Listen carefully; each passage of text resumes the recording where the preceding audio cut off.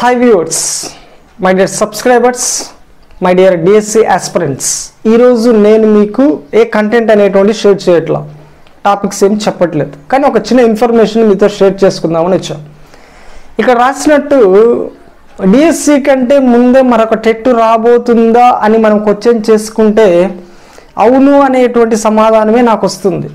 So మన దగ్గర ఉన్నటువంటి ఇన్ఫర్మేషన్ మనం బేరీజ్ వేసుకుంటే ఇంకొక టెట్కి గవర్నమెంట్ రెడీ అవుతుందేమో అనేటువంటి డౌట్ అనేటువంటిది కలుగుతూ ఉంది. సార్ ఈ డౌట్ మీకెందుకు వచ్చింది, మాకెవరికి రాలేదు, మాకు ముందే డౌట్లతో సతమతం అవుతుంటే మళ్ళీ కొత్త డౌట్ పెట్టొద్దని మీరు అనుకుంటున్నారా? సో మిమ్మల్ని కన్ఫ్యూజ్ చేయడం కాదు నా ఉద్దేశం, జరుగుతున్నటువంటి పరిస్థితుల్ని తెలుసుకోవడం అనేటువంటిది ప్రతి ఒక్కరి బాధ్యత. ఎందుకంటే రీసెంట్గా జరిగేటువంటి పరిణామాలు దీనికి బలాన్ని చేకూరుస్తూ ఉన్నాయి. నేను ఎందుకు ఇంకొక టెట్కు స్కోప్ ఉంది అనేటువంటి విషయం చెప్తున్నానంటే, ఇక్కడ నేను 3 పాయింట్స్ మీకు దాని గురించి చెప్తా. నెంబర్ 1, ఫస్ట్ పాయింట్ వచ్చేసి డిఎస్సి ఆలస్యం అవుతూ ఉంది. డిఎస్సి అనేటువంటిది ఎప్పుడో లాస్ట్ ఇయర్ జరుగుద్ది అనేటువంటిది గవర్నమెంట్ ప్రకటించింది. బట్ అప్పటి నుంచి ఇప్పటి వరకు దాదాపు 1 ఇయర్ కంప్లీట్ అయిపోయింది.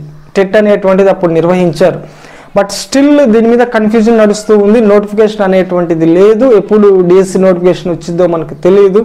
ఈ విషయం పైన మన ఎడ్యుకేషన్ మినిస్టర్ కావచ్చు, మన సీఎం గారు కావచ్చు, వీళ్ళు ప్రకటన చేస్తున్నారు, బట్ ఇంతవరకు కూడా డిఎస్సి నోటిఫికేషన్ రాలేదు. సో ఇలా డిఎస్సి నోటిఫికేషన్ రాకుండా లేట్ ఎప్పుడైతే అవుతూ ఉంటుందో, లేట్ అయ్యే కొద్దీ ఆటోమేటిక్గా టెట్ను నిర్వహించాలనేటువంటి వాదన తెరపైకి వస్తుంది. ఇది మనకు గుర్తించాల్సినటువంటి, మనం తెలుసుకోవాల్సినటువంటి మొదటి కారణం డిఎస్సి అనేటువంటిది ఆలస్యం అవుతూ ఉండడం. నెక్స్ట్ సెకండ్ పాయింట్, మనకు డౌట్ పడడానికి కారణమైనటువంటి సెకండ్ పాయింట్ ఏంటంటే, మనకు లాస్ట్ ఇయర్ జూలైలో టెట్ అనేటువంటిది జరిగింది, ఓకేనా? అయితే ఆ టెట్ మీద ఉన్నటువంటి మెయిన్ అలిగేషన్ ఏంటంటే, టెట్ అనేటువంటిది టఫ్గా వచ్చిందని ప్రతి ఒక్కరూ కూడా అనుకున్నారు. సో ఎప్పుడైతే టఫ్గా వచ్చిందని ఫీల్ అయ్యారో అక్కడ క్వాలిఫైడ్స్ అనేటువంటిది తగ్గిపోయారు. పోయినసారి టెట్లో క్వాలిఫై అయినటువంటి వాళ్ళు చాలా తక్కువ, అరౌండ్ 50% మాత్రమే క్వాలిఫై అనేటువంటిది అయ్యారు. దాదాపు 180 మంది క్వాలిఫై కాకుండా మిగిలిపోయారు.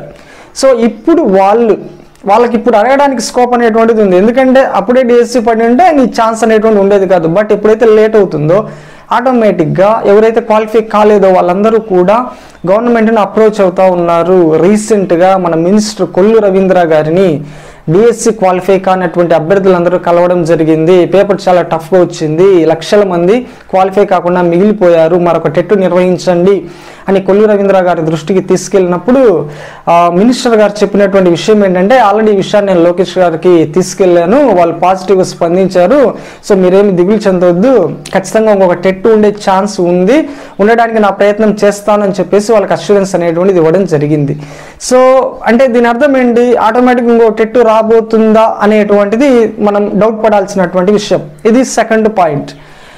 నెక్స్ట్ మనం గుర్తించాల్సినటువంటి థర్డ్ పాయింట్ ఏంటంటే, ఇది ఏప్రిల్ కదా, సో ఈ ఇయర్ ఎండింగ్ కల్లా న్యూ బ్యాచ్ 2023-25 బిఎడ్ బ్యాచ్ అనేటువంటి వాళ్ళు బయటికి వస్తారు. సో అగైన్ వాళ్ళు కూడా గవర్నమెంట్ మీద ప్రెజర్ పెడతా ఉన్నారు, వాళ్ళు కూడా గవర్నమెంట్ని అప్రోచ్ అవుతూ ఉన్నారు.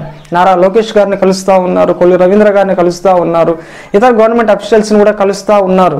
మేము కూడా ఈ డిఎస్సి రాయడానికి మాకు ఛాన్స్ ఇవ్వండి, మేము ఇయర్ ఎండింగ్లో ఉన్నాము, 1 నెల ఆగితే మాకు కూడా ఛాన్స్ అనేటువంటిది వచ్చింది, సో టెట్ నిర్వహించండి, మమ్మల్ని కూడా క్వాలిఫై కానివ్వండి, మేము కూడా డిఎస్సి రాసే అవకాశం మాకు ఇవ్వండి అనేటువంటిది వీళ్ళు కూడా ధర్నాలు చేయడం, గవర్నమెంట్ని అప్రోచ్ కావడం అనేటువంటిది జరుగుతూ ఉంది. సో ఈ యొక్క 3 పరిణామాలను గనక మనం గమనిస్తే ఇంకో టెట్ అనేటువంటిది జరిగే ఛాన్స్ ఉందేమో అనేటువంటిది నాకు అనిపిస్తున్నటువంటి విషయం. ప్రెసెంట్ ట్రెండ్ అయితే అలానే ఉంది. సరే, మరి ఏదేమైనా నేనేమి 100% నేను నోటిఫికేషన్ ఇవ్వలేను కాబట్టి 100% నేను చెప్పలేను. బట్ ప్రస్తుతం జరుగుతున్నటువంటి సిచ్యువేషన్స్ని మీ ముందు ఉంచడమే నా యొక్క కర్తవ్యం. సో చూద్దాం మరి ఏమవుతుందో. మరి ఎవరైతే క్వాలిఫై అయ్యారో, సో ఎవరైతే డేస్కి ప్రిపేర్ అవుతున్నారో, మీ ప్రిపరేషన్ అనేటువంటిది సీరియస్గా కానివ్వండి. సో ఒక రోజు అటు ఇటు అయినంత మాత్రాన మనకు ప్రాబ్లం లేదు, కానీ బట్ దీన్ని మనము ఒక నెగిటివ్గా తీసుకొని చదవడం మానేస్తే మనకు మన లైఫ్ అంతా కూడా రిస్క్లో పడిద్ది అనమాట. సో మనం పాజిటివ్గా ఉండాలి, వచ్చింది అనేటువంటి ఆశతో ఉండాలి. మన సీఎం గారు చెప్పినట్టు ఈ నెలలో డేస్ నోటిఫికేషన్ వస్తుంది అని మనమంతా కూడా ఆశిద్దాం, ఖచ్చితంగా రావాలని కోరుకుందాం. అప్పటి వరకు మనం మన ప్రిపరేషన్ కొనసాగిద్దాం. ఎగ్జామ్ అనేటువంటిది బాగా రాసి జాబ్ తెచ్చుకొని లైఫ్లో ఉన్నతంగా స్థిరపడదాం.